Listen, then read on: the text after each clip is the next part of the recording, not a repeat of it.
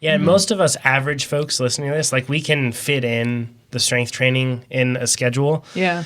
Just because we don't have we're not pushing the absolute limits with your training volume. But like you, for example, Amber, when pro racing. Yeah, it was a lot different. Yeah, right? Because you'd be having huge volume and then trying to fit it in. Right. Well, so we'd build up early season, and then once the racing season started, especially early in my career, I mean, I'd be racing 80 to over 100 race days in a season. It's a lot. Which is a lot. Yeah. And so there would actually get to a point where it would be rare that I would even have two consecutive weeks without a race. Mm-hmm. So at some point, you kind of stop training so much as you do. Your focus shifts from training to recovery because all of the fitness gains are coming through the races, and that is at such a high intensity that in order to perform well at the next race, like your focus has to be almost 100% on recovery. Right. So on a schedule like that, what we would typically do, and I say we, just me and the athletes that I knew, teammates, we would usually do a lot of strength work in the off season because it's important. Bone density, resistance training is just important generally for health, which is no less important as a professional athlete. But we would usually wind that down sometime in February, March as the racing season kicked up because they're just, again, like you're just desperate for that, just enough recovery to be reasonably fresh. You're almost never fresh, but reasonably fresh for the next race. And that's a very specific scenario. So I don't think that most people are in that boat. But one of the things that we talked about also is just as far as maintenance goes, is doing some like activation type work, which is for sure. really low stress and pretty important stuff. So one of the things, I'll just use the glutes as an example of this. Yeah, because those are honestly the ones where a lot of people struggle with activating them throughout the pedal stroke and everything else. Right. Yeah. It's interesting because you're during the pedal stroke, your legs are moving in a single plane. It's easy for your body to start over relying on your quads and your hamstrings to get your foot around the pedal stroke, and you don't quote unquote need your glute if you have enough compensation from the other big muscle groups. Sure. But your glutes are really important off the bike. And to be honest, like most of us, I mean, glutes are substantial muscls. Yes, they are. They're big muscles. And there's a lot of power there that you could be missing out on as far as being able to optimize that in your pedal stroke. And then off the bike, your glutes are really important for hip stability, which is huge for knee health, which, I mean, as cyclists, we all want to have our knees be in good shape most of the time. So, activating your glutes is really important, and an activation exercise is really different from strength training in the sense that you're not really using an effortful contraction. You're just trying to activate the muscle. So all you're really trying to do is strengthen the connection between your brain and the muscle. So just a very gentle contraction is really all you need. And then doing that over and over again, all you're trying to do is strengthen that brain-body connection there. Yes. And those little, you can think of them as like neuronal pathways in your brain. They literally get bigger and stronger the more that you activate them. Yeah. And that's really what activation is all about. You're not trying to strengthen the muscle per se. You're just trying to strengthen that pathway in your brain so that when you're on the bike and you're in the middle of a race, you're not thinking, I got to activate my glutes. Like it's just happening because you've built that pathway in your brain. Yeah, there's not like something that you do when you pedal where you're like, this will really help. I will say that like I do have triggers that I'll think of, and I'll be like, if I pedal like this or if I really focus on it, then it starts to happen. Like if you go onto that knee injury post that I have on the forum, I have like a thing that's called 90-90-90s. And it's like basically you sit down and then you almost make like the Isle of Man logo with your legs, so to speak, if you can like envision that. But you only have 2 legs, not 3. So, but when you do that and you get into that position, one of the exercises that I talk about there in that 90-90-90 thing is you basically try to, with your back leg, you try to lift your foot off the ground, but you don't necessarily have to lift it off the ground. You just try. Right. And then what you do is you try to lift your knee off the ground. And you don't, once again, have to. You just have to try, like you said, because you're just establishing the connection. And it's interesting how, like, at first you're just like, oh, I'm broken. It doesn't work. Yeah, this doesn't even turn on. But it's just nothing's happening. And then if you continue to do those within even just a week, suddenly you're like, whoa, my foot's going an inch off the ground and my knee is too. And it's not like you said, it's not because you're getting a lot of strength. It's just because you've established those pathways, and that carries over. Your body remembers that, and then it knows that in motion it can use it. And one thing that I think that a lot of people, and man, some people get really like aggressive on this, like with like the fact that like the glutes are not needed in the pedal stroke. And like, while it's true that they may not be needed, the one thing that they do a great job of is stabilization of the hip, which then goes into stabilization of the knee and your ankles everything, right? Yeah. And then it affects your back, because also all that's affected. Let's just assume that you are not using your glutes, like they've turned off, so to speak, and you don't have those pathways connected. You're just asking your the 4 quadricep muscles and everything else that's in your upper leg and even in your lower leg and everything else. You're saying, okay, it's up to you to stabilize, because the glute back there, he's not doing his job to stabilize. So you've got to push the pedals and you have to stabilize. So distracted focus, and you have to do both of them perfectly. And even though you're not really designed to stabilize most effectively like this. Right. So then that's when things start to get built into imbalances and issues happen. So that's why you want to activate them. We got a question on YouTube about this, and somebody's asking, like, how do I activate the glutes when I pedal? It's about activating them off the bike and establishing those pathways, and then you'll find yourself utilizing them. And then the whole point, and then he asked why, the whole point is for that stabilization. So like, even that sort of stuff can be effective strength training, right? Because it doesn't have to be, like you said, it could be 10 minutes in the gym. It could be just an exercise like that. And if you're pushing your limits with volume, like what you were talking about, it would be like, really, it's just a race to see who can recover fastest. So it doesn't make sense to go spend a ton of time in the gym, because you're just going to drive yourself down. So there are tons of ways where you can kind of shore up the weaknesses on the body's strength and mechanical efficiency, so to speak. Yeah, and the activation stuff, like I said, it's really low stress. You're not like cranking out huge reps and huge loads.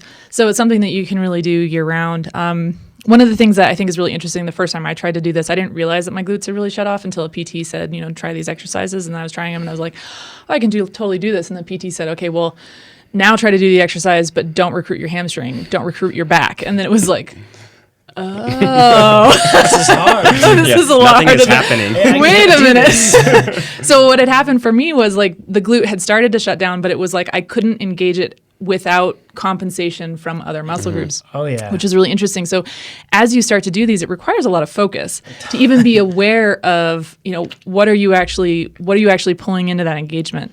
And one of the things I will say that is really helpful with this is using your proprioception. And proprioception is just your brain's ability to map your body in space. So if you're just sitting here, I can't see my knee, but I know generally where my knee is in space. And that's a really great tool to use for this. And I have a funny story about this. So to use proprioception and activation work, sometimes you can just like put your finger or your hand on the muscle that you're trying to activate. And then you can feel when it actually does fire or not. Because sometimes it's hard to do that without that extra feedback. And so the proprioceptive feedback is really helpful. I told a friend of mine this who was having some knee problems. And I said, well, are you making sure to activate your glutes when you're pedaling the bike? And he said, I don't know. I said, okay, well, next time you're out on the bike, just put your finger on your glute and you can feel when you're actually activating it or not, and then see if you feel a difference in how your knee feels when you're activating your glute. Well, a couple weeks later, I saw him at the bike shop, and he yelled from across the shop. He's like, hey, Amber, I did that thing that you told me. Stuck my finger in my butt. It totally worked. And I was like, whoa. That is not what I said.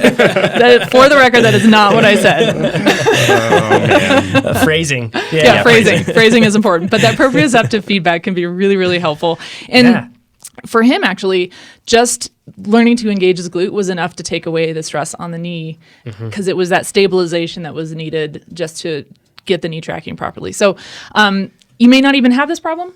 You know, just because it's a common problem doesn't mean it's something that you have. So if it ain't broke, maybe don't, try to fix it. But it's not a bad thing to test and try to work on. Can I share some other activation things? Yeah, that please I do do. for that? It's great stuff. So once again, perhaps this is a bit TMI, but every time I drive to work... Did you hear the story I just told? The threshold is low. But anytime I drive to work and drive back, I do 200 per side of just activations, basically contractions of each side of my glutes. And it's something that exactly. Yeah. And, some of us more than others, I guess. And Pete, for those that don't know, you can join us on YouTube. You could have seen Pete wobbling back and forth. But that honestly helps a lot. And that was a habit that I got when I was really in the throes of just PT and not doing anything else. And it's funny because I would start out every morning and I'd start out with 1 to 200, and I would be like, I feel so ineffective on 1, 2, 1 through 10, whatever else. And then fast forward to like 100 and I was like, I got this. Like, it's just like my body like had it again. But it takes some time. One other weird thing that I do, and this is once again, and this, I don't share this because this is what you should do. I share this because you should find what works for you. But on the bike, one thing that I find is that I have a tendency to kind of to shift my sit bones so that I am shifted to rider's right of my saddle ever so slightly. And I don't really notice it until I really start to think about it. So one of the things that I do is when I think consciously, shift my left sit bone to the left side of my saddle more. In other words, shift my whole body to the left. It ends up putting my pelvis in a position where I can use my glutes more, and I feel it instantly. Interesting. So it's like you have to find and once again, at first it's really tough to even do. So maybe start with just feeling your muscle to see if it activates. Right. But then you'll get to this point where you can actually be very in tune with it. You're training your awareness. Yeah. Exactly. Yeah, you can train your awareness. I've got one more to add on John's thing. I have the same exact, same problem, but I need to pull my pelvis back and down and pull my belly button in to like create that curve inside of me to make my sit bones actually be on my saddle. Yeah. And so what I do is any short, intense effort on the trainer, I pull myself into the right position and like hunker down like exactly like I'm racing and put all my energy into activating everything for that full 30 seconds or whatever. And I actually just started this year, and the first like workout was awful. My body so hard to focus on that and hit the power. Yeah. Exactly. It was terrible. And so like not only was it taxing mentally, but also the numbers weren't really there, everything. And I did it 2 days ago, and I was like, it's back. Like this is easy again. But it took weeks of actually firing everything and getting in the right position and being able to get my forearms flat. But it's thinking about a lot of things, and then It's gets a lot easier. Of cognitive load. Yeah, exactly. A lot of cognitive. But again, like this time of year right now is such a good time to work on this stuff. Oh yeah. Because you're not diving into like really high intensity stuff yet. You're not racing yet. So this is the time where those kind of high cognitive load skills form, all those things that you need to focus on. Focus really hard on that stuff now so that it becomes automatic by the time you start racing. Yeah.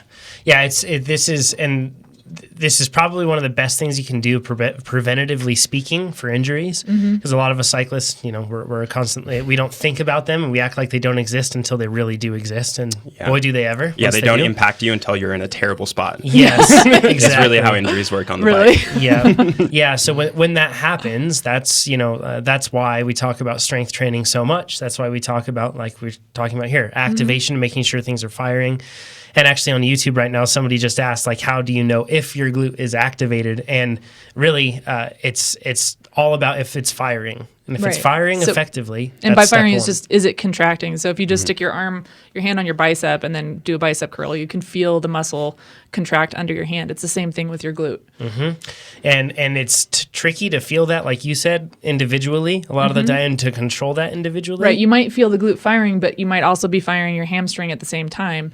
So doing some of these activation exercises off the bike will kind of start to create that connection. So we talked a little bit about this in the forum. This would actually be, if anybody wants to jump into the forum with other ideas, it'd be great. I think after the last podcast, I at least contributed a post to a question about this, but lying on your stomach and then bending your knee up at 90 degrees, just one leg at a time. And so you're so hard. Yeah, it's like impossible. Well, your quad is all the way. Your quad is in contact with the ground, and then you just squeeze that butt cheek. You just try to activate that one glute, and it's really hard to do it without activating your hamstring and your back at the same time. And again, like you're not necessarily trying to lift your knee off the ground. Like it might not even move off the ground. It's just you're just trying to activate that glute. And again, like you can use that proprioceptive feedback, but really try to focus and see like, am I activating glute hamstring back, or is it glute hamstring, or is it glute back? And then when can you just isolate it down to just the glute? And it might take a while. You have to be a little bit patient and consistent with this. Yeah, and it's not a wasted session. No. If you sit there and do it and you don't make any progress and you feel like I'm uncoordinated and I can't make this happen, that's good. That's Right. like you keep pressing through that and then eventually it will come. Well, every time you don't do it quite right is an opportunity to teach your brain what not to do and what you're looking for. And it's just that constant reinforcement. So every time you're not quite getting it right, it's okay. Just try again, because every time you repeat that, you're building, again, that synapse pathway in your brain. Yep. And that's what you're really going for. Yeah. And that's one of the kind of full circle back to the 90-90-90 thing. That's when you put yourself in that position, it doesn't allow you to cheat because you can't really contract anything else beside that. That's nice. So that's, That's a good one. So it's kind of like putting training wheels on, because then it just puts you in a situation where you have to then just use your glutes, specifically your glute med. So, which is a tough one and it likes to go to sleep. So. Yeah. If you like that video, you should subscribe to our channel. We have a ton of videos just like that one. If you enjoyed the video, you can give it a thumbs up. If you didn't, give it a thumbs down, but let us know what you would have done differently down in the comments below. And if you want to see more race analysis videos like this, you can check out the playlists over here. If you want to get answers to your coaching questions, check out the playlists on the other side. And finally, if you want to become a faster cyclist, which of course you do, you should head over to TrainerRoad.com. That's how you get faster. That's what I'm going to do right now.